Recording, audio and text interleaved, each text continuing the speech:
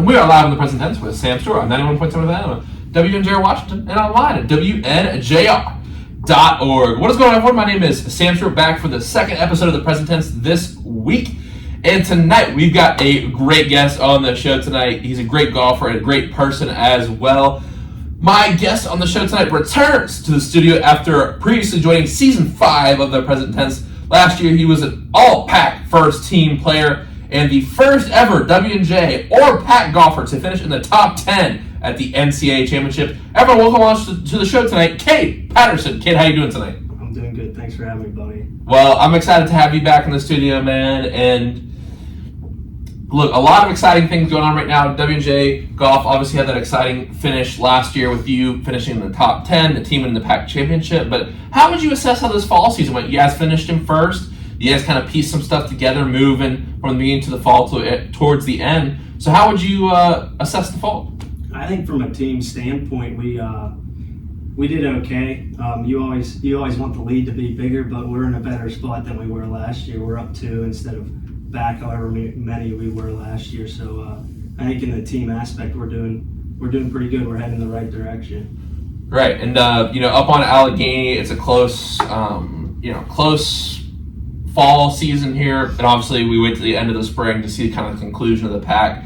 I asked Dinah and Megan about this on Tuesday. Like, what's your thoughts about having a tournament that's split in half? I hate it. I don't like it at all. I mean, every tournament I've ever played in that's multiple rounds is they're either back-to-back days or the same day. So it's a weird experience to have them split that far apart, and it's just not a normal setup for a tournament, but you know that everybody's got to play in it and everybody's got the same situation, so there's no excuses. Right. Well, I mean, the thing is, like last year, it gave you all a chance to kind of regroup, find your stride, and then, on the last day, you're down 13 strokes, and, you come back in that final round. Andrew Platt makes a big putt to secure the win for the President. So coming into that tournament, what was the mindset? What was the kind of team spirit? How did y'all manage to get this done on the last day? I think it was just a mindset of being dedicated to what's got you there and what you've done and what's worked for you. Golf's one of those weird sports is like it could change in the matter of one hole, because I know our coach was watching the leaderboard pretty good, and he said we were down 14 with 9 holes to play and we ended up winning. So it started to swing for us there at the end.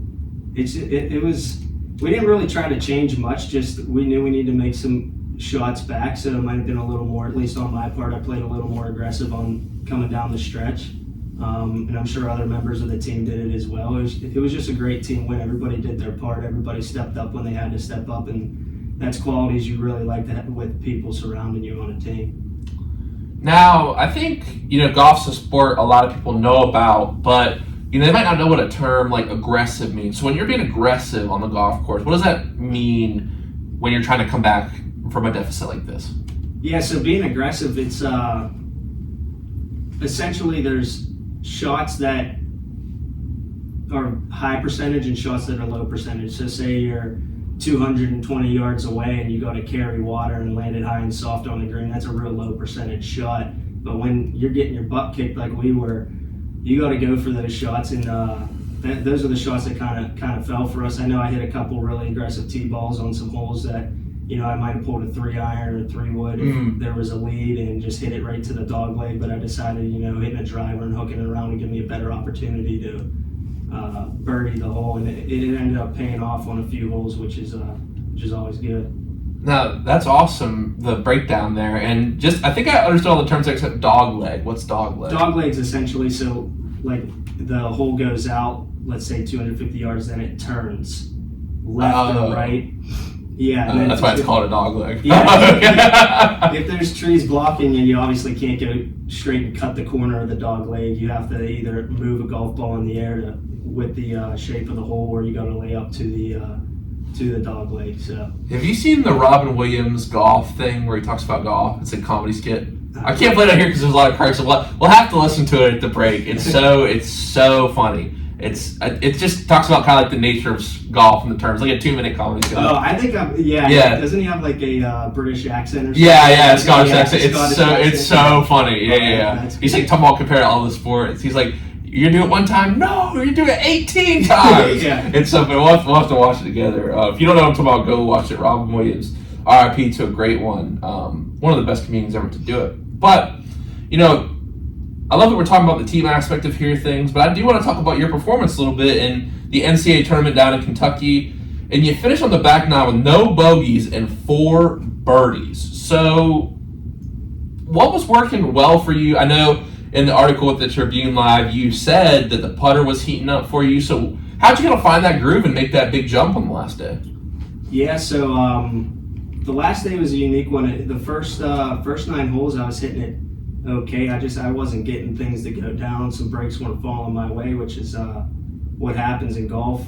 Then on hole 9, it's this par 3 over water, about $185, and I missed the green right short side of myself, meaning the pin was close to me and I didn't have much green to work with.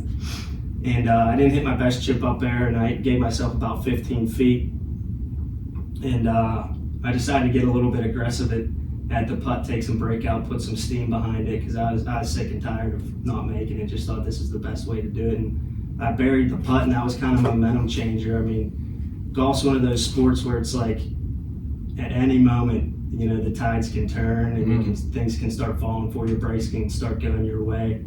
And it just kind of started from there. And then on 10, I had a extremely hard up and down, hit a good shot, what I felt was a good shot, and the green just pulled it a hair, and it ended up putting me in a really tricky spot, and got that up and down and made a 6-footer. So those 2 holes back to back really started to get the ball rolling, and I just kind of I went with it from there and had a good closing 9, I guess. Now, when you kind of described the putter started picking up for you, in other words, like you're feeling like you're getting hot out there.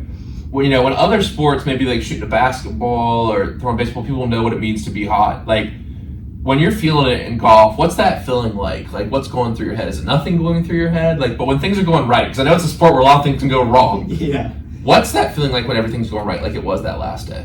It's hard to explain because golf's not a reactionary sport like most sports. So like when you're in those reactionary sports, it's just a subconscious thing that you're doing. You're just reacting and it's happening. But with golf, you're always in your mind. But like in the putting aspect, the best way I can describe it is like when you're not putting good, you're over a 6-footer and you're looking at it and you read it and you're like, okay, all I got to do is get it online. And then when you're feeling it, you're feeling hot, like 6-footers, 7-footers that aren't breaking a whole ton. It's like you almost walk up and you go, I know this is in. Like I just got to move the putter because that's how good it feels. That's where my swing's at. And it stretches through the bag too, where you can get over a tee-ball and be like, I'm just in a hot spot with my tee-ball. This hole isn't that difficult to hit this tee shot on. And you get in a zone. It's almost tunnel vision type of thing. And you could just feel it, and you're in a good spot. And you just let your body move. You're not really thinking about it. You take the thoughts out of it most of the time, and you end up, performing when you're doing good. So, do you feel like that's why? And I know they kind of talk about this on Tuesday, and really every golfer's come on the show. Like that's part of the reason why you can develop those negative thoughts so strong in golf, and why people find golf so frustrating is like it's not reactionary. And even baseball, there are some aspects in baseball. It's like you have the ball in your hand, you're going to throw it, but still, like the ball that gets hit to you, the ball that gets pitched to you, you're still going to be reactionary. So, what kind of challenges does a sport pose when it's not reactionary like that? Your mind, mostly. Because if it's a reactionary sport, there's obviously mental aspects that come into it. I'm not saying that you don't use your mind in any other sport. That's not what I'm saying at all. But in golf, it's like, okay, I hit a tee ball, excuse me, and now I have a 2-minute walk to this ball to think about everything that could go right, wrong, or indifferent, or you know what I mean. So then your mind starts working into it, and it's just, I think it's a time thing. You just have so much time in comparison to other sports that you can get in your own head. And in addition to, you don't get a break. It's not football, if a quarterback maybe doesn't have the most confidence, he can just hand it off a couple times. The offensive coordinator knows that, okay, we're going to run a couple, maybe screens, get them used Good analogy, to it. yeah. It's all you out there, baby. That's what I love and hate sometimes. Sometimes you're sitting there and you're like, oh gosh, this is a struggle out here. But that's what drew me to golf, was the aspect that you're on an island and everything that happens is due to you. So there's no excuses. You can't blame it on anyone else. That's what I like about it. But I think that's the biggest aspect, is the amount of time you have, to be honest. Interesting. And I feel like that's why I think for, and just not really about competitive golf here, but I know it's interesting to me how even Coach Mountain told me, he's like, you're gonna like golf when you get older. Me, I'm terrible, but it's like so many people do just like golf who have never really played before, competitive sense. Like I feel like people like that idea of kind of just like being in nature and the solitude of it, but also like I think it can be frustrating because it's like it's all on you. Yeah. It's like there's no.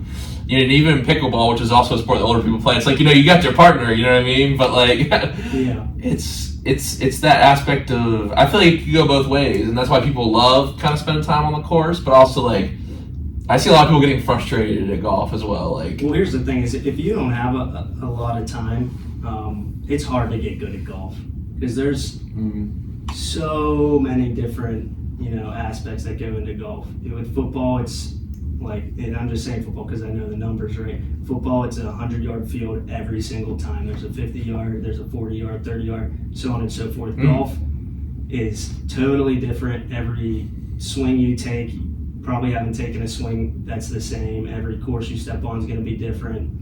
So it's very difficult to master that craft just because there's so many variables to it. No one's ever truly mastered it. Not even Tiger, not even Jack. Jack Nicklaus, one of his famous quotes, and I may not be saying it exactly correct, he goes, in a round I only hit maybe 2 or 3 perfect shots. The rest of them are misses. So Jack Nicklaus shoots 65 and only hits, and he misses his shot 62 times. That's interesting. Because it is a sport where I feel like, in other sports you do have some variables. I'd say baseball's up there just because you don't know how fast the pitcher's throwing, and the wind is a big factor. It is in other sports, but man, I think you just make an interesting point. I'm really thinking about this. Like, golf is all variables.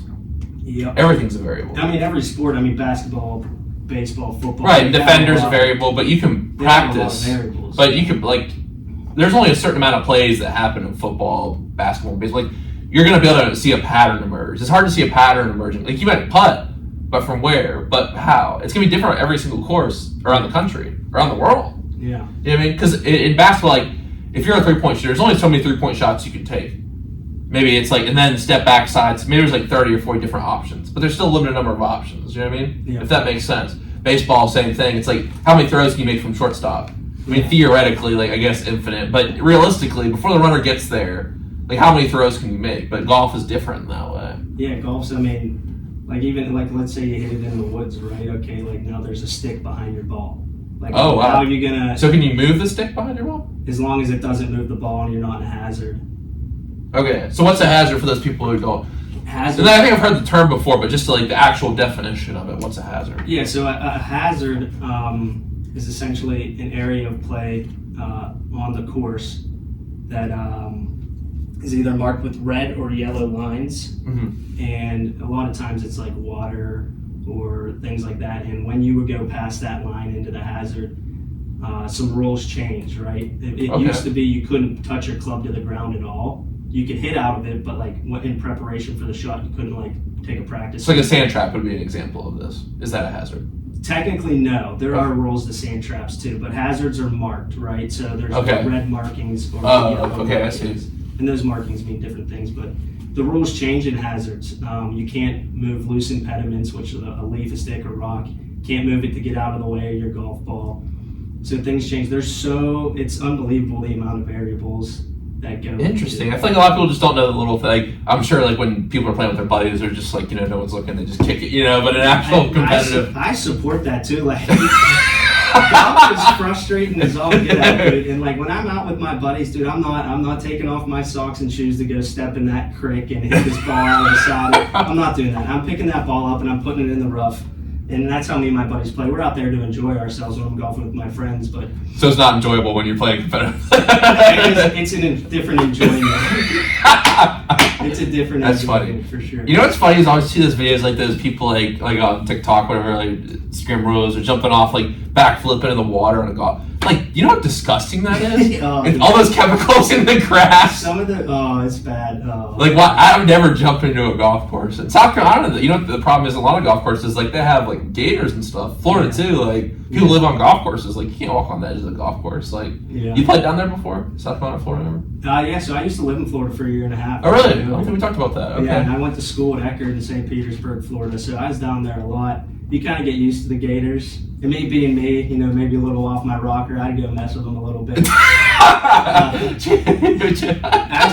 I don't personally have some pictures on my phone, but my buddy does of me crawling up on about an 8-foot gator with a golf club. Yeah. I just smacked myself so hard. Trying to get that image in my head. Maybe not the most intelligent move on my part.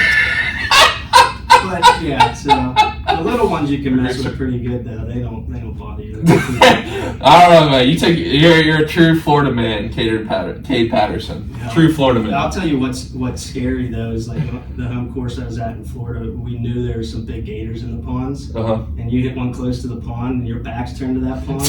When we were in that, it's the hair standing up on the back of your neck. Maybe you never walked this, so you never want to line up and hit that shot as fast in your life. Dude, it's I don't even range it. I'm just crushing it and speed walking away. I don't even care where it goes as long as it's not in the water at that point. Oh man, that's hilarious. Now, one quote I want to read from the Tribune live that I found really, really interesting. And this was a quote after the tournament, obviously. I think it's the players who are in touch with their game and where it's at that day. What you notice a lot with good amateurs and really good professionals is on those days that they might not have had their best game, they will shoot well because they understand that they understand that and they play accordingly to what their game is showing them that day. I think I'm starting to understand. Now, when you see this, I feel like this can relate to really any sport. It's like, what do you mean by having it that day? And I think for people who are athletes, they can definitely understand that, but that process of knowing what you have that day, for people who might have read that and not understand what that meant, what do you mean by that? So having it that day, the best way I guess I could explain it would be absolute confidence over just about everything you do. So for golf, absolute confidence over every shot. And you've already hit a few shots out on the course and they went pretty darn close to exactly as planned. And the swing just feels good. You know you're going to hit the center of the club. You know it's going to go in a good spot, right? That's having a good feel that day, right? That's having a good day. And then the biggest thing and what I was kind of highlighting on that comment was, like I said with Jack Nicklaus, he said I hit 2 or 3 perfect shots around, right? Not every day, just about every round you play, there's going to be an aspect of your game that feels off. You know, golf's just one of those sports. It's like I hit this club, let's say it's a 7-iron, I hit 5 7-irons the other day, all within 10 feet. Well, it's like today, you can't even like hit a green with it. So it's understanding that. The best way I could explain it is like, let's say you're deciding to hit between a driver, 3-wood, and 3-iron, and just through previous parts of the round, you know, like you have not been hitting your driver good. It has not been going the way you want it. You can't figure it out. Same way with your 3-wood. You just can't figure it out, right? And the hole you come up on is not that long, so you can hit that 3-iron out there. You know it's going to be out there, and you limit your damage. I mean, you're probably going to get a par chance at a birdie, right? But if you pull that driver, you know, it could sail into the. You could hit a great one and have a great birdie look, but it could sail into the woods because you're not in tune with your game that day. Stuff like that. So just knowing what's working for you that day, what clubs feel good, what clubs you're hitting well, what shot type you're hitting well, what flight you're hitting well. Knowing all that comes into scoring, and that's an aspect I really learned in the past year, because I'm relatively new to competition golf. I've only been playing it since I want to say 2020. Just after COVID. So, in the grand scheme of the golf world, that's relatively new. So there's still a lot to be learned, and I'm still learning every day. And Coach Cluck's one of those people that really, he bridges that gap very well for me. So. And when you say competitive golf, do you just mean like golf that's not played in a tournament setting, or just like when you're talking about like with your buddies, like? So competitive golf is like a tournament setting. Okay. Yeah, I never played like junior tournaments and stuff. I'd play with my buddies. I've always played golf. So how's that different when you're like, say, playing? Is it just like focus, or just like when there's like a score you're trying to beat or something? Is it different there? Nerves. Okay. 100%. You could talk to just about anybody who golfs. Like when you take a decent bit of a break, that first tournament you come back, you get a little first tee jitters, and you might not be thinking as clear as you want to be. You're a little amped up. Believe it or not, in golf you can get amped up, and you get a little amped up, and it's a whole different ball game. It really is. It's so hard to explain because it's like, okay, like before I started playing tournament golf, when I was training to want to be a college golfer, I go shoot 75, 76. So I do that in my sleep. I can do it all the time. And then you go to a tournament, you shoot 84, and you sit there and you're like, what in God's creation just happened? It's getting comfortable with competing, because every shot matters, right? And like, okay, that no-brainer 4-footer in a friendly round with your friends is, you don't even think about it, you just hit it and it goes in just about every time. But when everything's on the line on that 4-footer, you're close to a cut line on hole 17, and you have this 4-foot slider, it puts a different type of pressure on you. Interesting. Now, the next question, Cade, I want to ask you is, how do you feel like golf has impacted you as a person? I think it's given me a lot more patience, to be honest with you. I think just in general, golf's a good metaphor for life. There's ups, downs, bad breaks, good breaks, right? But I think in how I've transformed as a person, I think patience is a big key. Because developing in any sport, and I feel like especially golf, it is time consuming, and it's not something that happens overnight. And I was, not that I had no patience, but I've become a lot more patient, understanding that there's a process, understanding there will be ups and downs, and understanding as long as I keep my nose to the grindstone, believe in God, and just keep going from there, that it should work out. Just keep working hard, essentially, is what it is. And things tend to turn around for you. You gotta play the ball where it lies. Exactly. We're talking about that. I'll get to the question. I'll get to the context of that a little bit, where we talked about the other night. But wow, great answer. And Cade, we're gonna talk about a little bit of sports stuff later. But one thing I've always just enjoyed talking about with you is you just have a fascination for sports. You played baseball. I've seen you watching football before. Like, why do you feel like people love sports? Why as a society are we attracted to sports? That's a good question. I saw this movie quote, and I don't know what movie it came from. I don't know the guy. It's just a short clip on a social media thing, and he said, "You want to know why, young men like watching the NFL player and want to be that star quarterback? Is because it's someone who chased their dream when nobody told them they could." And I think it's people living their dreams out. And everybody understands that the level that these individuals have got to is an extreme feat, and not many people get it. So I think that's an aspect, and I think naturally, especially in the United States, we're just competitive people. We like to win. We like to get behind a team that wins, and you know what I mean? And out here in Pittsburgh, it's almost, football in general, from midgets all the way to the NFL, is almost a cult. It feels like it's life or death out here sometimes. I think people just like getting behind a winning program, and I think people like seeing, they're just competitive people, right? You like saying to the next guy over, like, "Oh yeah, my team won." If you're watching the NFL, you like having that one up on people sometimes. Yeah. Coach Mount gets on us all the time for saying that. He's like, "Are you on the team?" He's like, "Are you on the Warriors?" And I'm like, "No, but we won last night, so yeah." But oh man, that's a great answer. It's like you see the people who chase. Man, that's what sports gives us. It's like you can chase your dreams. You can do that. Wow, I'm really thinking about that. That's good, because I feel like so many people don't chase their dream. You know what I mean? It's like somebody I can live through. Wow, that's deep. You hit me with a good one. I was trying to look up what movie that's from, because now I'm interested. But I couldn't find it. Really stuck with me. And I, honest to God, I couldn't tell you the movie. I couldn't tell you an actor, but I saw it. This is like 7 months ago, and it just stuck with me. It's people who had a dream and they chased it and are living their best life, and it's just, I think that's what draws us. It's people who made sacrifices and put it all on the line to chase a Wow, dream. great answer, my man. Someone hit me in the DMs after on the Present Tense Instagram at the Present Tense Dubjay. Let me know where the movie's from because now I'm very interested. But man, great answer. Now, what is something that you hope to gain out of this chapter of your life? You mean just college and, in general? Like the whole aspect of college? Now, I've had to think about this, but I'm not going to clarify any further than that. What does this chapter mean to you? And what do you want to gain from it? I think the best thing, outside of an education would be development as a man.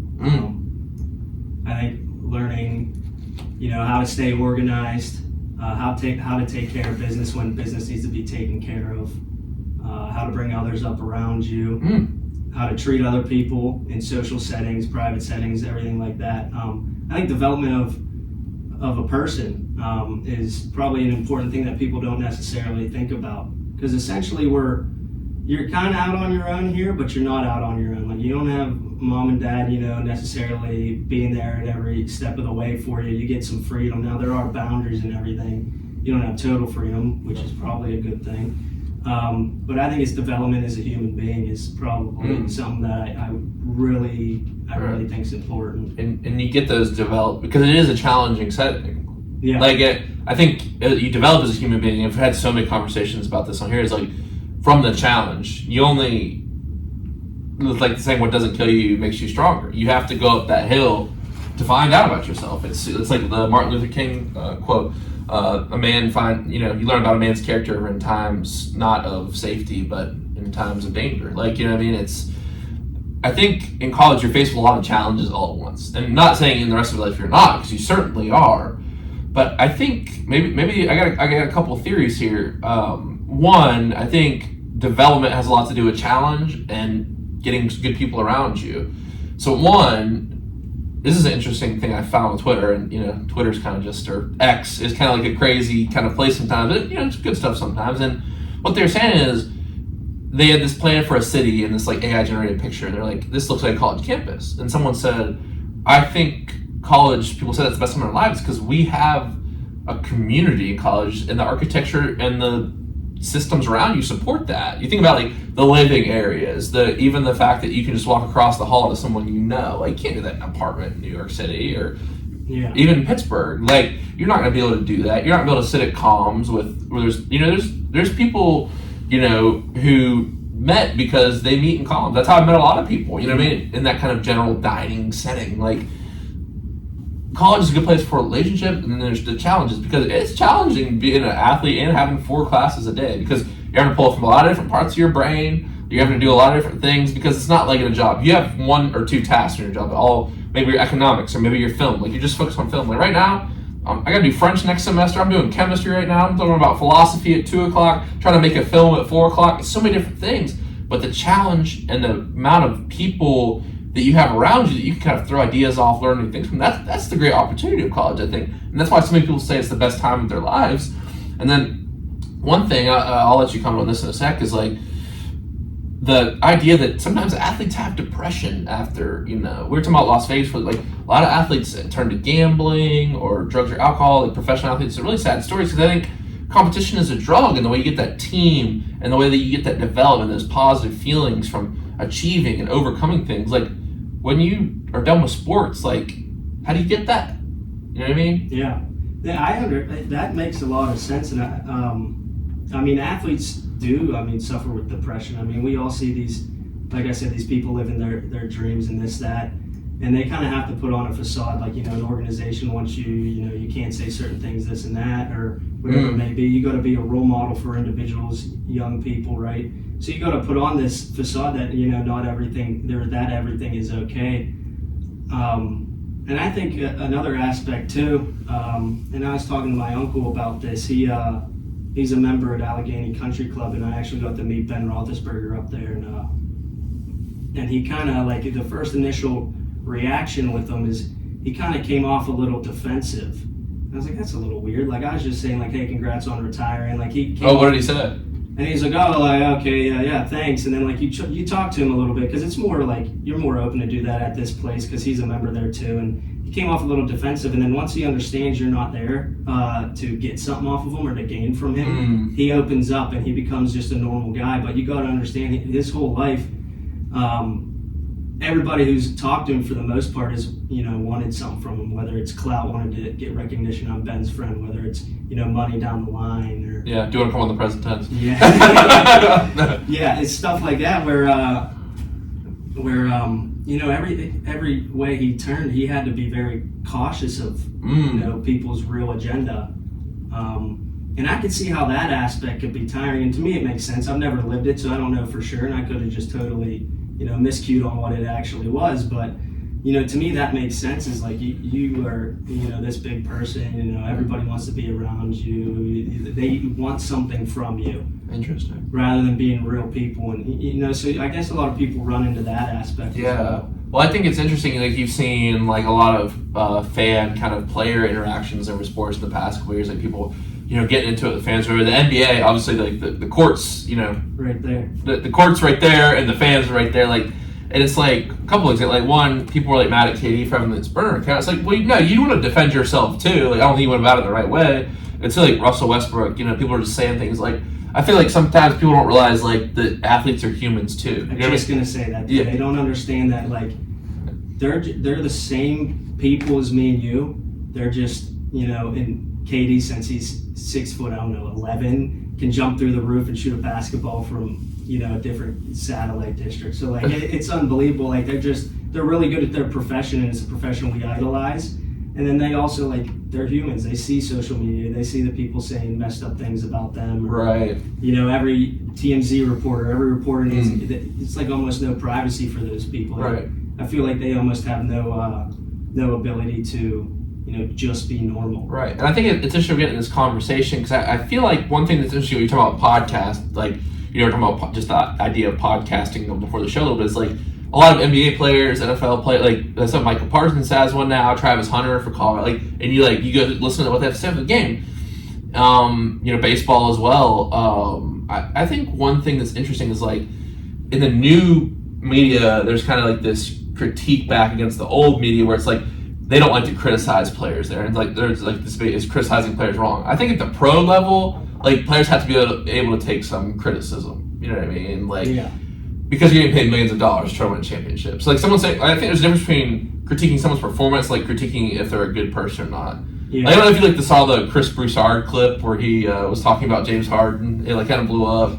Where he called him a bad word. I'll have to show you that. But basically he's insulting this guy as a human being, and it's that's not right. Like you can critique him as a player, but I don't know. I feel like at this point, sports journalism, it's kind of just like who has the craziest take for clout. You know what I mean? Has the craziest take to make everybody go, why the heck would you say that? Yeah. Why? You know what I mean? Well, Stephen A. has a good point. I listened to him on the Andrew Schultz podcast, and whatever your opinion is on Stephen A., he certainly worked hard to get where he is. He started at late night radio and all this stuff, and he's worked his way up. But he was a journalist first. He wrote in a column. You had to get a column, and then you might have got a bigger whatever front. I don't even know how to talk about a newspaper anymore. Whatever the sections are called. Yeah. But obviously then he ended up on lower stations, radio, TV, all that stuff. So what he's saying now is anyone can have a take. You don't have to be around the game for a certain amount of time. Now everyone can have a take. That makes a sports landscape kind of toxic because you have troll. I mean, it's just like politics or anything else. You don't have to be informed anymore to have an opinion. You can just, you know what I mean? Yeah. You get people who just have personal things going on in their life, and they just decide to lash out a lot of times, and they cross that boundary between professional and personal. Right. And back in the day, it was pretty much strictly professional. You had people who their occupation was to write about these things, and they understood what they put out there does have consequences. Now you have anybody who wants to comment something can directly tag the person. That notification is going to pop up, and they're going to see it. And a lot of people that's what I don't like about phones so much is it's taken the human aspect out of a lot of living. A lot of. Steve, I know you're not big on the social media stuff. I don't. I'm not a big social media person, but it's you get people who say things on social media where if they were face to face with the person, they wouldn't say it. Exactly. So you listen to Joe Rogan at all? Yeah. Yeah. So he actually has a great interview with the founder of OpenAI, and OpenAI is the company that made ChatGPT. And I'll get on here. I think it's ridiculous how everyone's slamming ChatGPT. It's a great tool to use to study, to create outlines for things. Like you can tell it create an outline, create questions for me to study. Honest to God, right before I came here, I was in the tech center, and I was having trouble understanding this one part of like a rubric, and the words used in it was ordinal and nominal variables, and what variables go into that, and how it affects like what you press mean, median, or mode. And I put it into ChatGPT and it was like, explain this. Mm-hmm. And I put it in and it gave me an explanation, put it in layman's terms because the terms are a little bit above my pay grade. And it helped me actually finish the question. It's not like I use it for the answers. It's just exactly right.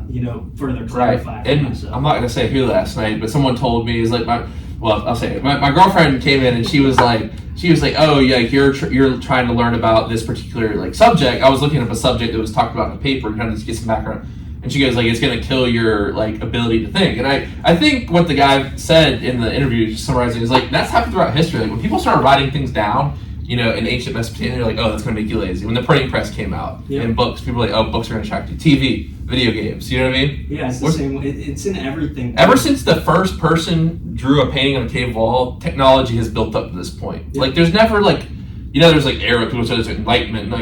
No, it's just like, it's the evolution of things. You know what I mean? And I think what the interesting thing is, they were saying on that Joe Rogan podcast, go back to my original point, was like, Joe Rogan, they were just saying like, the people who get like their self-esteem on social media, there's people like just literally sit all day, and I'm sure you know people like that, just like get their like comment on things, and like now in like politics it's so toxic. People like read all these laws, like a 60-page law, and they'll like what are you doing? Like, do you feel satisfied at the end of the day like doing that, commenting to other people about things? You know what I mean? Just it's an aspect I never understood because I was raised on 17 acres, and my sounds like a country song. Raised on 17 acres.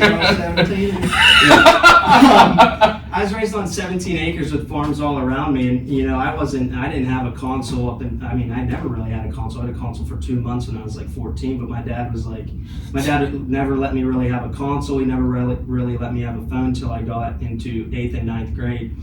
And I never understood why, but looking back is like, in comparison to a lot of people, I feel like an aspect that I'm pretty good at is human to human conversation, human to human interaction. I feel like that's something we lost. But I was raised on 17 acres. It was all right. Go outside and do some fun stuff. Like figure it out. Like go use your imagination. And right. I feel like today's generation, it's like lock into your iPad and don't bother me. Right. Kind of thing. Right. And not that I've never raised a child, so I don't know whether it's a good or bad thing. I'm not trying to make anybody angry, but that's how I was raised, and like it was just so technology's never been a big part of my life. It doesn't mean I shun it. I still know how to use it because, like you were just saying, it's a useful tool. It's very useful. It's a tool. Like the hammer can be used as a weapon or to build things. You know what I mean? I was writing that in a paper the other day. That's a good metaphor for social media. Yeah. It is. It really is. I unfortunately think we've used it to attack, because that's the thing. Is like I think there's also like virtue signaling. Like, people get like applauded, and like the thing is, the algorithm seems like a social dilemma. Is like you get people around you that get to see your stuff, and they're gonna applaud you. You remember when you make this constructive criticism? Mm-hmm. Like you get people to applaud you, so you just go off thinking like everyone has your view and stuff. So it just creates divides between us. But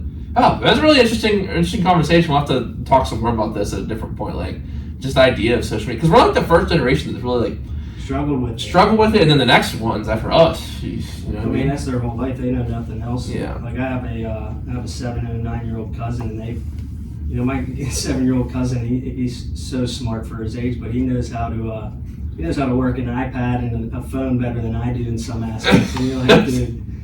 Because like when I was talking to Ethan about this today, I remember my first TV. They were like this thick. Yeah. They were like, 8 inches, 9 inches thick, and there's probably some old head on there being like, oh, well, I remember when there wasn't TV. It was like it was a 9-inch thick TV. Now you look everywhere, and if it's bigger than 2 inches, it's like crazy that you can even imagine that like a TV. So it's crazy how technology advances. Like it's strange, and with the OpenAI stuff, it's all very interesting. Like I made my last film, my poster. I said draw a surfer in an epic romantic style, like the style of like romantic, kind of 19th century epic romantic painting, and it did it. You know what I mean? And it paints in that style. You know what I mean? It's just completely interesting, and I think that I heard someone talk about on Instagram the other day, like, talking about American Pie, which this is a crazy wild movie. Have you seen it? Yeah. And it's like, but the thing is, the kids in that movie, they're just sitting around. There's no phones. Mm-hmm. Like, you know what I mean? And they're just like, it's just like, imagine what would high school be like in the early 2000s, like with no phones. Yeah, it'd be pretty fun. I mean, me and my buddies would have gotten in a lot of trouble, so thank God there might have been phones. But for to distract you from chasing alligators and stuff. Yeah, I mean, we grew up in Westmoreland County, so it's not like there's that much to do out there. But yeah, I mean, when you don't have a phone, you really learn how to use your imagination in situations. Yeah, I think so. Yeah, we'll have to keep thinking about this. Yeah, I think the thing is, like, boredom creates creativity. Two things that really can advance your creativity is boredom and then just feeling like small. Like, I don't know, you grew up on a farm, so you probably got to see the stars a lot. When you're looking out there, you're like, wow, I feel so small. But like, you feel so like imaginative. You just imagine everything that's out there. I don't know. That's how I was, like, the ocean, same thing. Like, but also like boredom. Like when you're bored, like you just like, I don't know. For me, like I like to just start writing, or you know what I mean. I like start thinking about maybe a film I want to do or something, or whatever it is. And then like you play games as a kid, like you know what I mean. You play football with no sidelines, and you play basketball where it's just like you call the fouls, like. Mm-hmm. And that starts a fist fight between you. Yeah, my friend Scotty. I hope he's not listening. He's the enforcer out there. We've gotten several scuffles, but that's the fun part. Though I think that this next generation, I want like my kids like.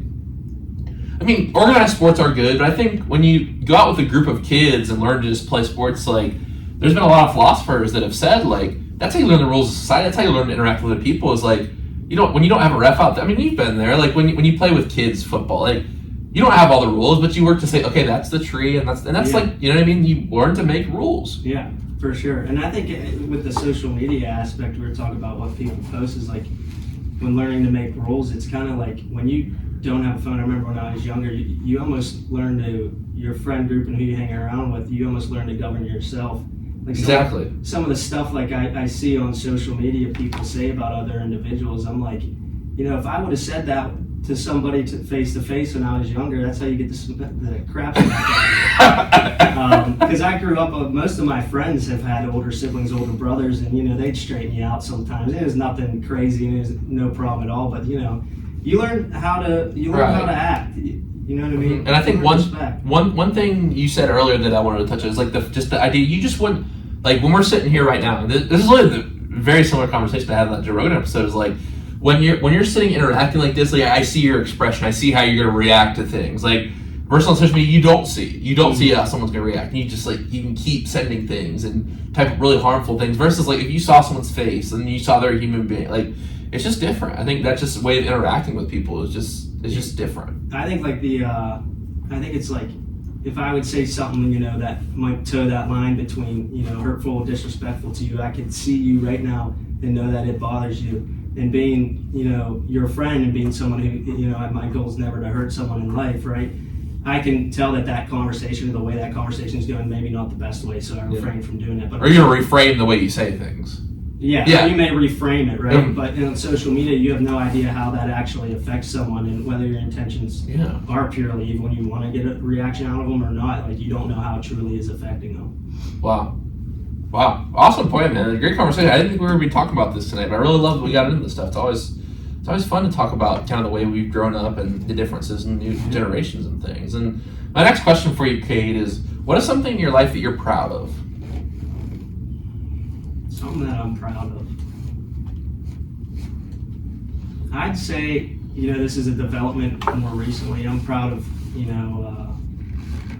how close I've been starting to get with God. Good for you. I think that's not that I always believed in God, but, I never, read the Bible, learned His Word, and I never really attempted to live through Him. And I'm still a complete work in progress. Trust me, I'm sinful all over. But I see changes in who I am as a person, and a lot of it, all of it's due to God, and good changes. So I think that's something that I'm proud of, is expanding my faith, diving deeper into my faith. That's something that I'm really proud of for myself. Wow. And I still got a ton of work to go, trust me.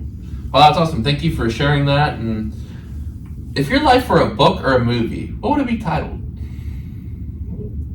You're asking some tough questions, dude. What would it be titled? So I'll give you on Tuesday. Well, Dad's kind of writing a book, so she kind of used that title. But Megan, we decided to play the ball where it lies. I mean, I've had some pretty good ones on here. Do we have to think something with golf, something with life? You're stumping me here. It's a tough one. I think it's a fun question, though. It's a really good question. You know, it's tough to pick it. An aspect. I think one word could sum it up pretty good. Is it would be titled relatable, because I feel like there's a lot of things I've gone through in my life that many people could sit there and relate to. Wow. You know, or can draw conclusions between my life and theirs. So I think if there's a movie about my life, it'd be, you know, similar to relatable would be a good title for it. Because a lot of times I feel like we all sit here and think like something's only happening to us, or, you know, I'm only going through this and that. But in reality, everybody's got their own struggles, and you're probably not the only one struggling with, you know, the certain struggle that you may be stressed about. So Yeah. or not even struggles, or, you know, good things. You may think, Yeah. like, oh, I'm the only one who does this, but there's, you know, a bunch of people who do similar good things as well. So I think relatable would be a good movie title. Right. And I think, wow, that gets me thinking. And one thing I've been writing about my philosophy capstone is just the power of stories, and, you know, to a greater degree, art. Like, you know, you can't really get into religion too much in here, but even like the Bible is just this amazing, relatable, interwoven narrative, which is just so amazing. You look back at the history of it, of who wrote each book. It's so compelling. And then like the paintings that I was telling you about, you know, these paintings where you see someone who took the time hundreds of years ago, you're like, wow, they must have been feeling some kind of pain or some kind of excitement or some kind of joy. That's like me. And I feel like when you realize that everyone kind of goes through similar things, you can find power in that. Or like, you ever just watched a movie or read a story that like just really sticks out to you? Like, I was interviewing my documentary right now, a guy from LA, and I had the poster for Avatar in my room, and like he was like, wow, I cried at that movie when the tree fell. And I was like, yeah, I did too. Like, that was so sad. And like, that's a fictional planet, you know what I mean? Or Star Wars, like how many people have like gotten so invested into that universe, or Marvel, like. But it's like the stories and the creative aspects of things we hear, it's all like related to our own story. And I think that's what is interesting. You know what I mean? It's like, that's why I love that you made that the title of your own life or movies, because like I feel like that's one of the best things you can be in life, is relatable to other people. Like that's how we get our strength. You know what I mean? Yeah. I mean, when you understand, when you have that community feel, and you understand that, you know, people are there for you, and people have gone through similar situations, it gives you strength. Like you said, it gives you strength in knowing that, okay, they made it through, or, you know, they did this, and it gives you strength to know that you can do it as well. Right. Yeah. Right. No, I think, yeah, and that building that community around you that makes you realize that people really get time to know you, or, you know, even just, I always say, like, reading is, I love reading so much. Like, you can learn so much, watching movies, we talk about, even music, you know what I mean? It's like, oh, like, and there's been music for thousands of years. Like, you listen to this song where it's like, oh, they're talking about a breakup, and I went through that, or talking about a joyous moment, or like a championship, and like all these, you know, no one's having a new human emotion at this point in human history. Like, maybe way back in the day, way back, but like now, you know what I mean? Like, everyone's gone through what you're going through. It's hard to remember that sometimes. Yeah, it's hard to remember that sometimes. That's what art is for. That's what conversation is for. You know what's crazy is like, and I know you know exactly what I'm talking about, is like you hear a song and you can almost just feel that like physical, like that like spiritual difference it makes in you. Like, I always wondered what like the scientific reasoning behind that is, and, you know, I got a good buddy, Andrew Platt, that could probably yeah, I'm sure he'd break it down for you. He could definitely explain it to me, but I've always wondered about that. Like, what makes you feel those, like, feel so connected to a song? You know what I mean? Yeah, and I think, or a piece of cinema, whatever it may be. Yeah, for what sure. makes you? Because you know what I mean. Like, you hear a song, okay, that's a song, but then you really hear a song and you make a connection. I'll play one, and we'll just do our trivia question after break, because I want the people to be able to hear all of this. Actually, you know, I'll read. We got time. We got it's 8:52, and like, so I just listened to a little backstory on this song. So, do you know the song "American Pie"? The song "American Pie"? If you played it, I'm like yeah, exactly. So that's my dog thing, and I was like shuffling through his music on the other day, and I was actually caving in the Laurel Highlands, Laurel Caverns. Yeah, it was really fun, and like the drive is just beautiful at that time. I'm sure so is Westmoreland? Is that down there? Westmoreland's like just east of Pittsburgh. Okay. Because I know like Kyle and them were from down there, right? Kyle, he's a Westmoreland address too. Okay.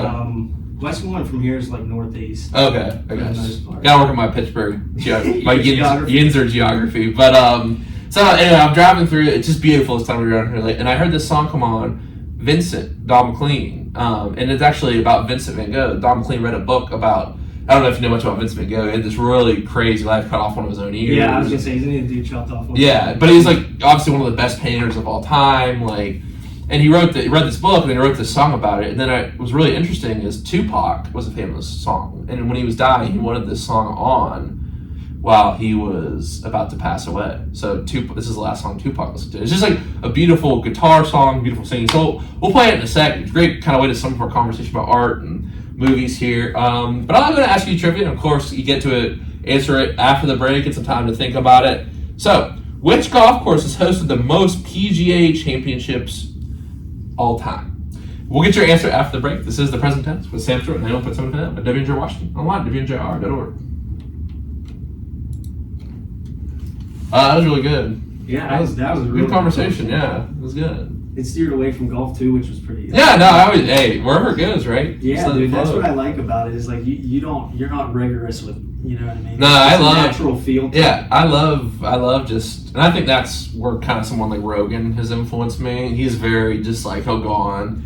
I think that's the fun part of doing this. It's like you never know where the conversation will go, and even like where it doesn't go as kind of far off into different corners of. Yeah. Conversation as we just did, which I love. Even sometimes people just like bring up their job or something like that. Like Dinah, just about like she worked at Chick-fil-A, worked about all the random. You know what I mean? Just just the conversation can bounce around and stuff. That natural flow, though, I personally enjoy it. Or else it just kind of feels like it becomes a documentary. Yeah, and that's what you want your documentaries to be like. Those you want them to flow. You know what I mean? You want it to like. You want to feel like you're there. You want to feel like this. I'm making about the rest of the team right now. I want you to feel like you're on the map. I want you to feel like you're getting ready for the season with the team. Yeah. You're getting ready for the first one. I want that beat pumping in your chest. You know what I mean? Like that's what art is like. For sure. I mean, you get those movies where you're just like, yeah, I'm just really checked out. Let me check my phone, and then you're just like, you're like glued to the screen. Like you're there. That's the cool part. Man. I didn't know how to explain it, but you know what I mean. It's like you almost get emotional when you hear certain songs, and like you're speaking to me. Like that's the cool part about like. Just human art in general is like we have the capacity like, and I think that's what makes good art is it like it touches something that you can't describe, and I think there's a reason why you can't describe it. It's like it touches something that you can't quite comprehend. Like I think people like you can't put your finger on right, and something like stuff. Some people don't like modern art. And there's certain pieces I'm like okay, I don't really know about this like Jackson Pollock splashing the paint. Like, I'm not a huge fan. Like I saw a dude just have 4 buckets filled with sand and just push it over. Yeah. Like all clapping. I'm like, I'm just like that's. Like, dude, I did that 1700 times in my like, right, but I think there is certain modern art like in that. I think that's like that postmodern kind of art. I don't like that because it doesn't connect to any. Like, what is that supposed to connect you to? But like, I saw a modern piece where it's just like this outline, this silhouette, kind of distorted person, this like really colorful back. It's called like loneliness or something like that. It's like, okay, I get the feeling there. You know what I mean? It's like it's not like a great big canvas of a landscape painting, but it's still like it's a message that you feel like, oh, okay, we felt lonely before. Like in like kind of the post World War II paintings, like everything's like really distorted and there's splotch. But like that's how they felt at the time. Like if you lived in Europe, you thought everything was distorted. A lot of times they're painting their emotions, and how do you quantify? This is awesome. Great conversation. No, I'll have to show you some tape on my phone. Like, there's this one. It's called Jesus Help Us, and it's like kind of really distorted and like the painting's really kind of blotted. It's not really like really fine lines, but it's like Jesus walking through a street, and it's like these kind of demons after World War II, and he's like looking shocked. Like it's like that person felt shocked by what they were seeing. You know what I mean? It's just like that's. And then you see that, and you're like, wow, like someone really took the time to like make their emotions. You know what I mean? And same thing with music. Like, I mean, I think talk about a lot of people have said like Zach Bryan, like you can tell like, he's like really singing about that stuff. You feel the emotion in his voice. Yeah, well, like the one song, I forget what it is. He starts crying at the end. Oh, really? I don't know if it's crying or laughing. I remember really everything is a good one. It's really hard to tell, but he literally at the end starts like either crying or just laughing hysterically, and you can't tell the difference. That's deep. You can't tell the difference. Yeah, and you're. I remember listening to it the first time. I'm like, this dude's weirdo. But then you gotta listen to it like a couple times. Yeah, you right? like listen to it and you're like, dang, this song's good. Oh, we got 14 seconds or something? Yeah. Okay.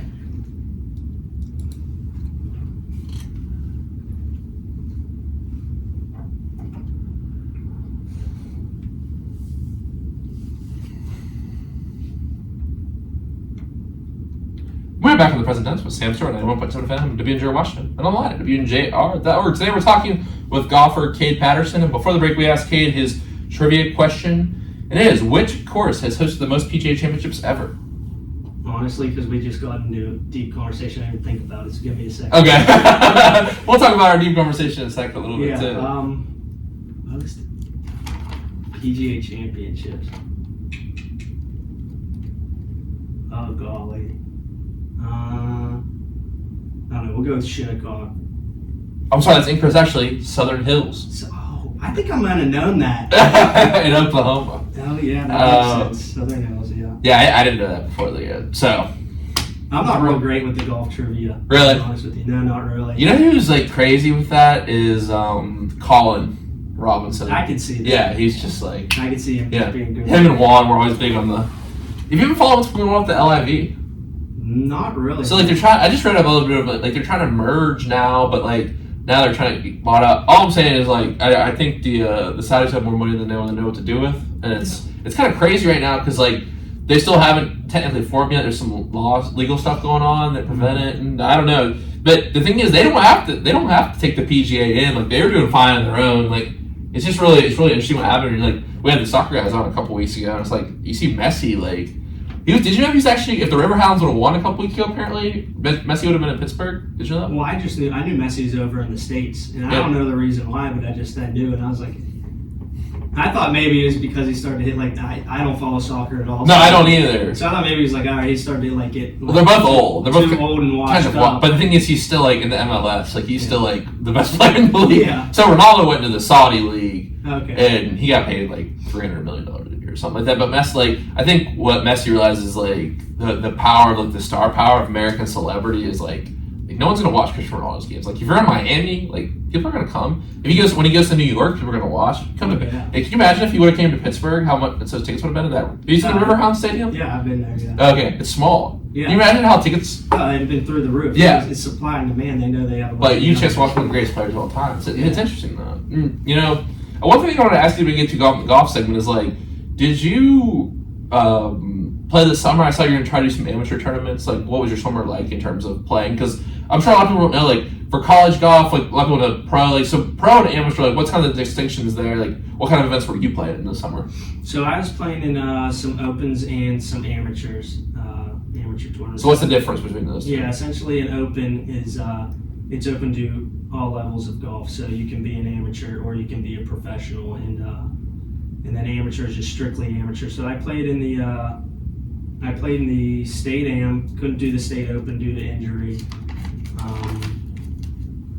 Played in the West Penn Am and couldn't do the West Penn Open due to injury, which kind of sucks, but you know that's part of life. But yeah, so golf's really weird with the professional and amateur aspect. So it's like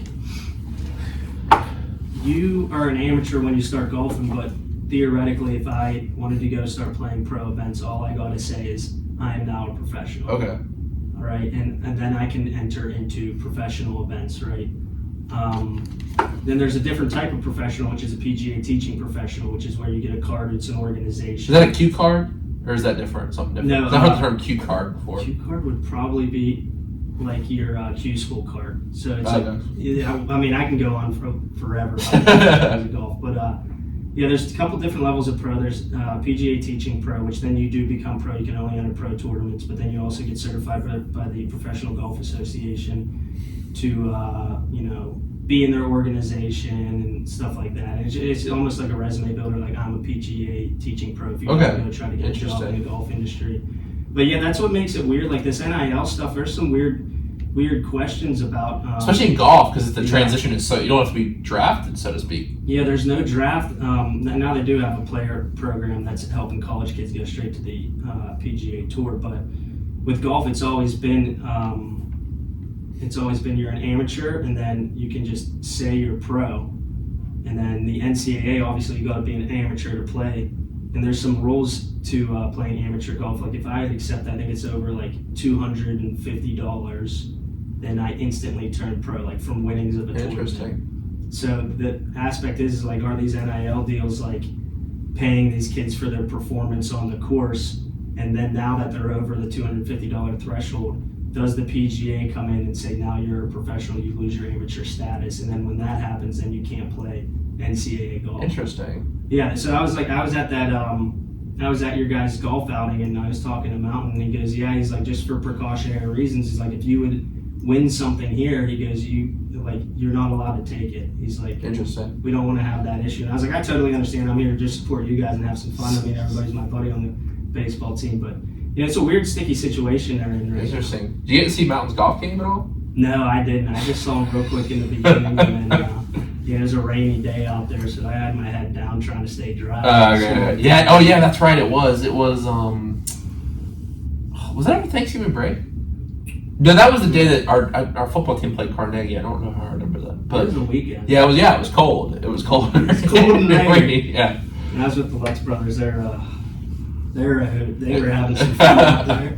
That's funny. Now, is there any places you'd want to maybe go international to try and play courses over there? Because you're talking about this art and music. It seems like you'd be a person who likes to travel. Have you traveled before to play golf? You traveled at all in general? Talk about maybe some international experience you want to have. I think for every golf fanatic out there, St. Andrews Old Course is probably like one of the biggest ones. So is that Scotland or England? Scotland. Okay, that's what I thought.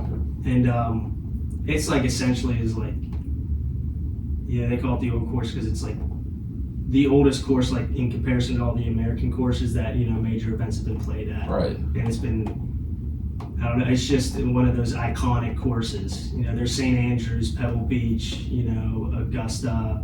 You can throw Oakmont in there. I mean, St. Andrews is right up there with those iconic golf courses. So that'd be a really cool one to go play. Yeah, that'd be awesome. I'm actually trying to go to Scotland. So they have a thing called the Fringe Theatre and Arts Festival. It's like all these artists from different mediums coming together. Scotland. I was going to go last summer, not a lot of people signed up, but I heard Scotland's really beautiful too. Like all the landscape. This is a little off topic, but go ahead. Scotland. I saw a thing. The Scottish accent got ranked. I can't remember what place in the top 5, but top 5 most attractive accents. And I could not wrap my mind around it. I gotta look that up now. I'm like, I couldn't believe it. I was like, that makes no sense. Now I saw it on social media, so.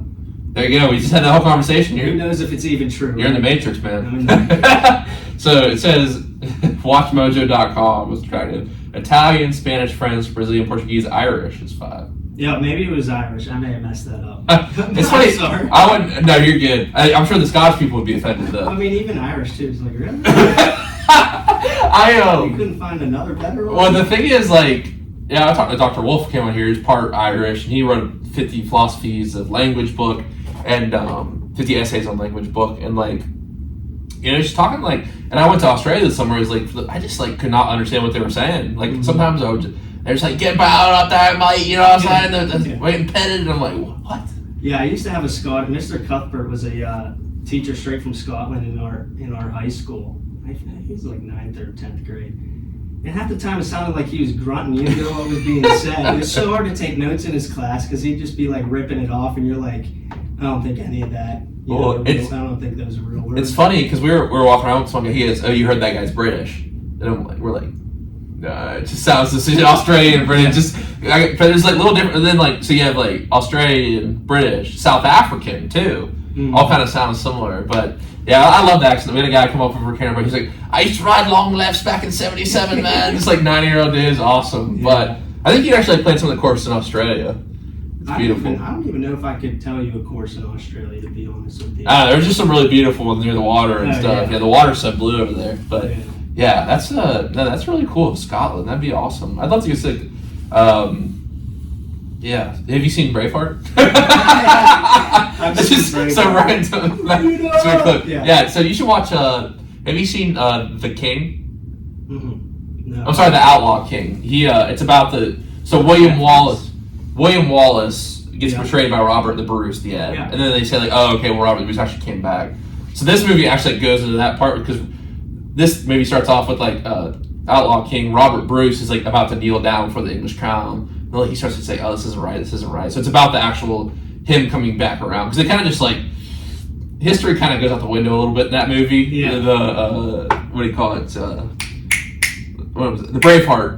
Yeah. But because they didn't actually wear kilts till like 3 centuries later. So they're saying like even like a movie in the 1700s where they're wearing like a Nike Tech or something like that in America. But it's a great movie. But you should check out. I think you'd like that if you like Scottish. Yeah, history. I think that'd be cool. Another funny thing about Braveheart that I noticed when I was real young and it always bugs me is when the big redhead dude who's Mel Gibson's friend in the movie that he grew up with, and he throws the sword at the end. Yeah. It sticks in the ground. You can see it's a rubber sword. It like does this. And really? So I thought like so a real sword wouldn't do that. I mean, it might a little bit, but it like just and I'm like. But it still gets you so hyped, so it doesn't matter. Oh, it gets you all fired up. No, have you seen The Patriot? Yep. Also, it's a great movie.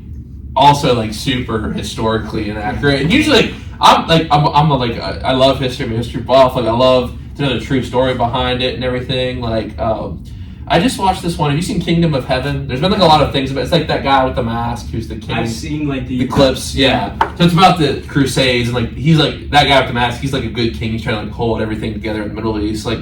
And honestly, it's like the origin of kind of what's going on today. Like explains like where the kind of it was a war between Christians and Muslims for the whole. It was really interesting, but like that movie's like really historically accurate. But man, The Patriot, it's just like they kind of just like the scene where they spoilers they put everyone in the bar and then burn it down. That's just like I mean things like that probably did happen, but like the fact they made it so like explicit, like this happened, like it's just I don't know. It's like vaguely based off of this. The real guy's life. Yeah, he's like I think they called him the Swamp Fox, and he did kind of do a similar thing with Braveheart, live in the swamp and guerrilla warfare against the British. But it's a movie. You gotta Francis Marion. A little bit. Francis Marion. Yeah, it's one of those things like it's really good. It said this is history. Smithsonian Magazine. I just want to read what they had to say. One of the silliest things, said Sean Busick, a professor of Alabama history at Athens State, he said, was making Marion into an 18th century Rambo. I mean, he really is like 18th century. It's like, first of all, like, I hunt and everything, and so we have an old flintlock at my house, and you have no idea how hard it is to shoot those things. Like, it is not accurate at all. And he's over here, like, behind the back, between the legs, like shooting. It's a little unrealistic in that aspect. Oh yeah, it's funny.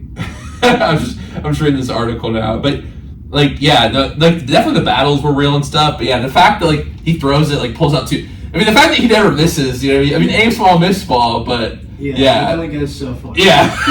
So wait, you said you have a flintlock? Yeah, I have a couple of them. Interesting. Yeah, I got gifted one. Just in case the British come back? Yeah, just in case the British went round 2, 1776, baby. To be historically accurate, it was a round 2, War of 1812. Yeah, that's true. But, oh wow, that's interesting. Yeah, it's a good movie though. I think another good Mel Gibson movie, just for talking about that, is We Were Soldiers. You'd like that one. It's about the it's actually this one is a little more circular. It's about a battle in Vietnam. I have watched that. The biggest American victory in Vietnam. Which I have watched. Yeah, there's a lot of really good. And he's like he's the first one off the helicopter. Yeah. And like it's about the part where like his wife goes and like tells the soldiers, like that's when they started like doing different things. Like there's that part of it as well. It's a really good film. And of course, Lethal Weapon.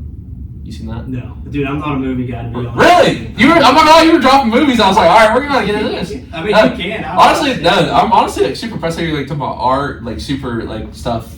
You're really cool stuff like that. So 2 ones are on my radar right now. I haven't seen it. I heard my friend that I was talking about from LA. He's talking about Killers of the Flower Moon. Did you see the advertisement for that? No. Hopefully, no, I haven't seen it yet either. It's about it's a Martin Scorsese movie, and it's Leonardo DiCaprio, Robert De Niro. Leo's one of my favorites. Oh yes, so I'm excited to see it. He said it wasn't good, but I'll have to see for myself, right? But so for a short period, there's a Native American tribe. I don't know where it is because I haven't seen the movie, but basically became the richest people on earth, and then because they found oil on their reserve. Yeah. So, but one by one, they started getting murdered. So Leonardo DiCaprio is this FBI agent who goes in. So I think it's pretty good. And then also the Napoleon movie with Joaquin Phoenix looks really good. Joaquin Phoenix is good too. I love Joaquin Phoenix. I think he's a really, really good. Speaking of another historical movie, you seen Gladiator? that character he plays, Gladiator, so good. The king, like the evil like emperor. Mm-hmm. Oh, so good. A little creepy. Like honestly, really creepy. Yeah, he played. Did he play a Joker in one of the Batmans? He played Joker in the Joker movie. Yeah. So Joker 2 is apparently coming out soon. Is it? Yeah. Yeah. He played a Joker. Good. He's good in. You've seen the movie Signs? Mm-hmm. I think you'd like that one. It's about this like it's a M. Night Shyamalan. I don't know if you know who that is. He made Sixth Sense. That movie Old that just came out. It's kind of a little. I don't think he's as popular as say like Martin Scorsese, because I'm sure you've seen like Wolf of Wall Street, right? Yeah, of course. Yeah. You seem like the kind of guy to enjoy that movie. But I've gotten into movies a lot, but no, the fact that you were just naming so many movies off the rip, it seems like you're a movie guy. I gotta get more into it. Honest to God, I don't have. I don't have time right now, but like I really do love like just sit down, watch a game, and obviously. Like trying to go to film school, I think it's a good thing to like study. Yeah, you gotta study the goats. You know what I mean? Yeah. You gotta study the greats, and even like the niche films. I just watched the Coen brothers are two of my favorite directors this summer. I watched this one called No Country for Old Men. It's a really good one too. I'll have to send you a list of recommendations. Yeah, dude, I would love to. Yeah, no, when you have more time. I think also with all the travel you're doing in the spring, that's when I tend to watch a lot of movies. Is like we're on road trips and stuff, going to Teal and Allegheny, and you guys have to go even farther to Ohio, and you guys just take the van, right? Yeah, we take the vans, and a lot of times I end up driving too. Oh wow. Yeah, I'm van certified, you know. Oh boy, clear off the road. Clear off the road. I heard Chris Clint listens to Wagon Wheel with Derek Strucker to get like. He does. He loves that song. It's a great song. We were trying to expand his musical knowledge. We were playing Sexy Red for him. No, you were not. Yeah. It was bad. He's like, what kind of crap is this? This is not appropriate. Turn it off. All right, sounds good. I'm not gonna lie, she's got some bangers though. I'm not gonna lie. I only know a handful of the wicked ones just because they're like out of this world. Meme songs. Yeah. Now, what was I about? What was I about to say? I totally threw my train of thought. I could think about Cluck Watch. Yeah, let's do the Sexy Red. So I totally just blanked out what I was gonna ask you. So tell us a little bit about like the whole like weather thing you were talking about with Cluck. Like he has a system for predicting the weather. Yeah, and I can't give you like what his mathematical equation is because I don't know it. But it'll be cold tournaments, this and that. And he's done this quite a few times, and it's like he'll just be like, it's 5 degrees lower than 65. He goes 60 degrees, and then with the humidity out here, the ball's not going to travel as far.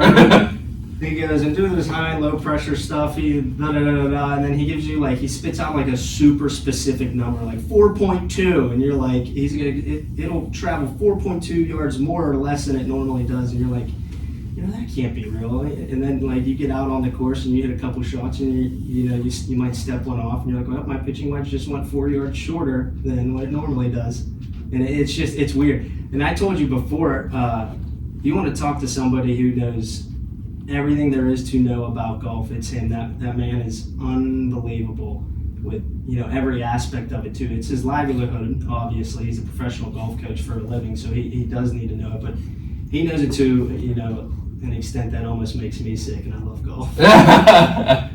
Wow. Would you ever want to coach? I'll coach younger kids when like a friend needs it or something, like a family friend. And I'll coach my buddies, but I don't really have a desire to go and coach people for a living. I enjoy playing golf, but I think making it my livelihood would just end up being too much. It's tough. I think that's one thing is I don't really know if I'll coach my kids or whatever. I don't know if Schuster, obviously he's got a thing. He wants to stay in baseball, wants to be a grad assistant. Yeah, it takes a certain person.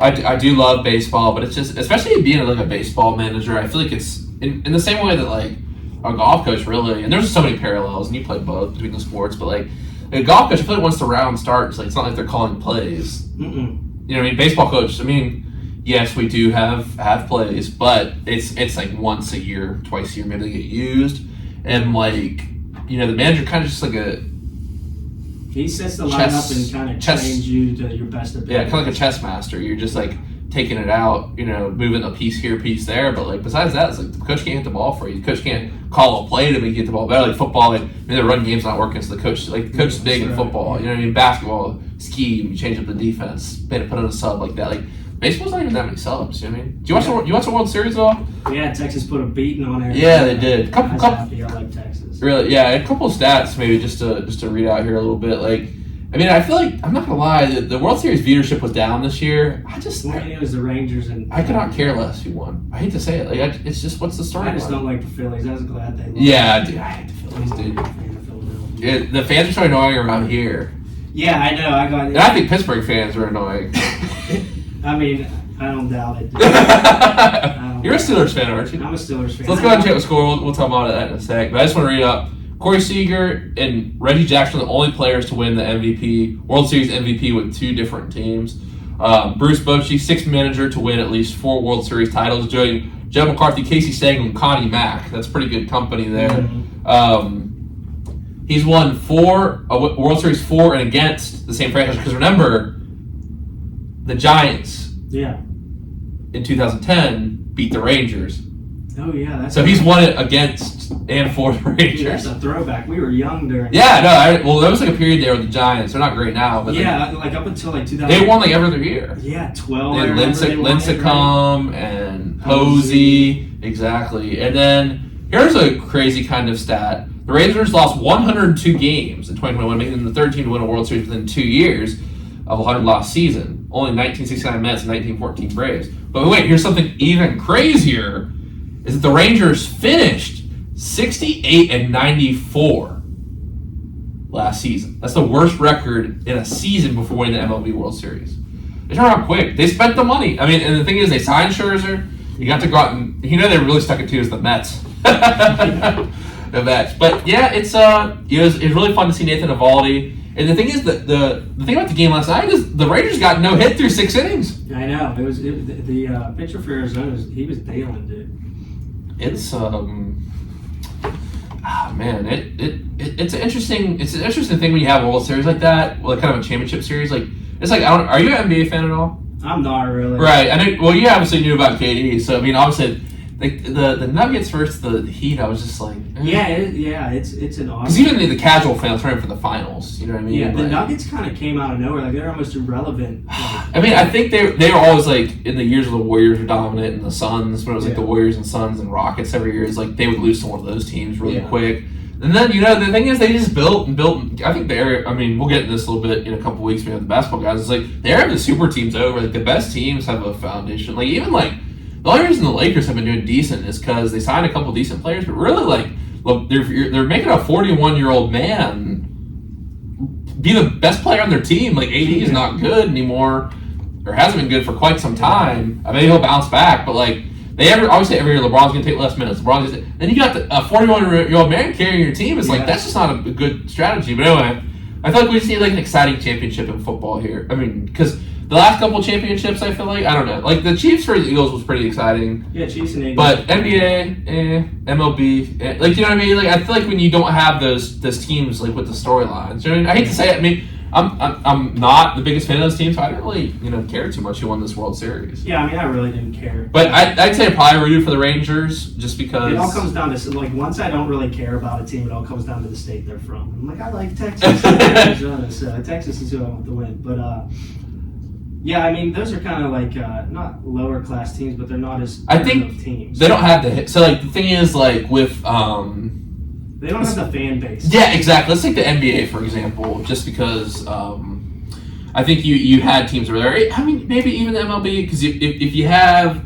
the Phillies in there, I think it's a big difference because I feel like they do bring the fans, you know what I mean? Or even the Astros. But the thing is, the Astros, like, you gotta love or hate them. Yeah, either way you want to. Even though, like, I like Dusty Baker. I guess I don't mind some of the guys. I don't mind the Astros. Even though he just retired. Dusty Baker actually just retired. He had a legendary career, honestly. Yeah. But, well, so take, like, when the Warriors were playing the Lakers and the Nuggets were already there. Like, the league was probably hoping that the Lakers and the Warriors made the final, because they have the fan bases all over. Yeah.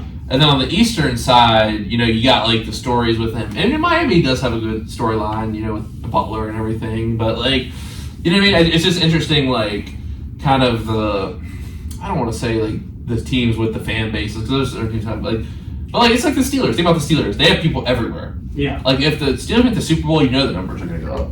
Yeah. I mean, the Chiefs make the Super Bowl now with Taylor Swift. Everyone talking about Taylor Swift. They're going to make this Super Bowl. Well, it's possible they'll make the Super Bowl this year. And, like, you know, that'll draw numbers up. Even the Eagles, because I think a lot of people... yeah, I mean, they either love or hate the Eagles. Yeah. Did you hear when Pat McAfee was talking out in Utah, the Fire Matt Canada chants in Utah? It's like... Yeah, exactly. There's some organizations that they travel with. Oh, yeah. Well, someone told me when the steel... So Pittsburgh now, its main export is, like, medicine. It's kind of like... health stuff. It's like, whereas Durham used to be like a tobacco city, now you get Duke. You know what I mean? Duke Medicine, Duke Hospital. And UNC also has a great hospital system. Like, Pitt, you know, obviously, and then the polio vaccine, like, and kind of when the industry of the, you know, the steel, in the way that we think about it back in the day, kind of shut down, where it's became like more machine based now. Like, it's more medicine and stuff. So I think when that happened, a lot of people, obviously there's like a diaspora of like people from Pittsburgh. Yeah, you gotta go find the jobs, and the jobs weren't there anymore. Right, and then you carry that black and gold with you. Right, exactly. They believe black and gold. And the thing is, like, when those people had kids, it's like, okay, we might be now some of the Panthers. Like, the Panthers have been around, like, you know, it's just it's not the same as a Steelers game. Or I've never been to like a Packers or Bears game, but I assume, especially probably when those teams are good, around 500. Like, the thing is, I'm sure like the Lions have been around for forever. Like, people's grandparents like the Lions, people's great grandparents. Steelers probably great grandparents like the Steelers. And it's like, oh my, you know, you get that history there. That just even brings the passion more, because it's not just my team; it's my granddad's team, my great granddad's team. Yeah, it's like a lineage thing. There's even a Steelers bar in Italy, and they televise every single game. Well, there's more like Mexico or something like that. That's why they hang the flag. It's everywhere, dude. I mean, I'm sure there's other, you know, organizations that are like that. I'm sure the Cowboys are like that. It's interesting. When I went to, I think sometimes maybe just because like New York and LA teams are gonna have people everywhere. Like when I went to Sweden, they had the baseball coach from Team Sweden who was taking us around. He still like, yeah, there's LA and New York Caps, but people just like know New York and LA. Like, they're the culture capitals of the world. Yeah, I mean, they're media capitals too, so they get the most exposure. The Yankees. Right. People were probably like the Yankees and the Dodgers. But like the thing is, like Pittsburgh's like, I'm not gonna lie, like, if you're coming from Italy to go visit America, like, you're probably not gonna go visit Pittsburgh. No. But you know, there's Steelers fans in, like, people probably know the Pittsburgh Steelers just because there are so many Steelers fans. Pittsburgh is just in general, like, even outside of sports, is taking like just a giant pride in its history and heritage. Oh, that's what we were talking about the other night. Is like, you know, I went to the Andy Warhol Museum. I just love how like people in Pittsburgh just like love his art. Like, and it's like they have the museum, the bridge, like Mr. Rogers. Like, there's a lot of people on TV. Like, not a lot of people are immortalized in their city the way that Mr. Rogers is. Like, you have the whole Heinz history exhibit, and like, it's just like, if you're from like Mac Miller, like, people support like the murals and stuff. Like, I know rappers in their cities, but like, no, like, they're like, that's our guy. You know what I mean? Like, that's Pittsburgh's like a big community feel. Yeah, because they play songs, the games, everyone knows the words. You know what I mean? It's like, it's awesome. Yeah, I mean, everybody I've met, like, I'm down in Florida, and you'd meet a bunch of Pittsburgh people, and they'd hear me talking. I don't have a bad Yinzer accent, but I have a bit. And they'd be like, "Oh, you're from Pittsburgh?" And I'm like, "Yeah." And they're like, "What do you think about them Steelers? I'm from Pittsburgh too." The Steelers. Yeah, and then they'd be like, "I'm from Cranberry," and I'm like, "I know Cranberry." Like, people are proud to say downtown and all around. Oh yeah. You know, so did you see that you see that referee on? Oh yeah, Pat. So do you? Okay. Yeah. So I don't know if you went to the football games, but I was the TV guy for the JRM on the field, like the red hat. And I was in the truck, and they're like, "Yeah, that was us." And I was like, "What do you mean?" It's like, so JRM covered that game. Yeah. So that video, because they were there at that game, that's why that guy got. They took the video from JRM. He's like, "Gonna hold it penalty, repeat first time." Repeat first time. Yeah, no, that's awesome. I actually like Pat McAfee. The thing he does where the kids kick the field goal before the game is funny. Oh, and he puts money on it too, which is the greatest. Yeah, he's like $50,000. That's crazy. Yeah, he pulls. You should pull up the Dubjay. Pulls some kid who's never played a sport in his life out there. I gotta feel bad for the people. Like, sometimes you're like, I don't think anyone's hit one yet. Not that I know of. No, because Duke, the kid almost hit one. Thing. No, it was bad. No, there was another stadium where the kid hit one. It was close. But yeah. Speaking of which, the Steelers are football 10-7 right now. The Titans. They're losing. Right? They're losing. Yeah. All right. I mean, the thing is, their defense is so good. They're such a someone described them as gritty today, and that's such an overused sports term. But the thing is, they held the Jaguars' offense, which is really, really good, to like 20 points. Okay, that's a pretty good job. They got some turnovers, but you got to capitalize when you get turnovers in the league, in the NFL. No, you got it. I mean, Pittsburgh football is, I think gritty's the perfect word. And right. I know it's overused. Really this year, because the truth is, like, that offense is not working. But the deep, like, when the Ravens lost to them a couple weeks ago, I was like, I knew they were going to get a fumble or a turnover or something. Mm-hmm. It sounds like a cap, but I'm like, watch, there's going to be like some fumble, like TJ Watt's going to recover it and run it back. Yeah. Like, that's just what happens. But the thing is, like, I feel like I don't know if it's Matt Cannon or not. Like, that's the debate, right? It's like I don't think he's helping the situation. I don't think he's It's like a thing. It's like, because like obviously he's a professional. Like, but like here's the thing: is like, do you fire him? Do you see the video of Boswell last year? He was like, it's you. Yeah. That's crazy. Like, bro, that's crazy to say about a coach. Yeah. Oh my gosh. Like, I could never imagine. You imagine if you walked through the streets of Pittsburgh, like what people would say to him? Oh god, it'd be brutal. It'd be brutal. Bad for him. But yeah, no wonder he stays up there in the box. I think Pittsburgh football, like, historically, has just been gritty. It's been really good defense, hard-nosed defense, and just running the rock and like. I mean, I think the conference runs the same way. It's just been low-scoring games where people get the crap kicked out of them. I think our whole conference is gritty. Yeah, I mean, we'll see if the Bengals come. People through. are getting hit with helmets and stuff. Myles Garrett. Yeah, crazy. Yeah, that's old school Northern football. And the thing is, like, the cities take on that too. They're old. I mean, I guess Baltimore not really Rust Belt cities, but yeah, Rust Belt cities take that on. Yeah. That's like Buffalo, man. It's like people snowy and cold and miserable up there. You know what I mean? You got to go to the football game and get rowdy. You got to They drink some beers, hop on the table, all that crazy stuff. LaDuca's doing that too. You know what I mean? Jumping on tables and crap. God, dude, I couldn't do that. I don't know. I don't know if he's ever jumped through a table or not, but I wouldn't be surprised. It's like the Buffalo thing. Yeah, it's a tradition. Once you turn 12 to enter manhood, you got to jump through a couple tables at a game or something. Really? I've seen, my uncle showed me something. It was like they always spray this one guy down with like ketchup and mustard. Have you seen that? No, but that just doesn't sound fun to me. Yeah, it doesn't sound fun to me, but it sounds like something they would do at a Bills game. Yeah, just Nah, yeah, the Bills fans, I think they're I don't know, the Lions fans, though, they're coming out here, they're a little crazy. I think they're all pent up from horrible. They're good, man, they're legit. That coach, Dan Campbell, look, he's run through a wall. Oh my God, we're gonna bite off a kneecap. Bite off a kneecap. He gets you fired up. Yeah, they're definitely, they're definitely on the up and up. I'll say that. For sure. Yeah.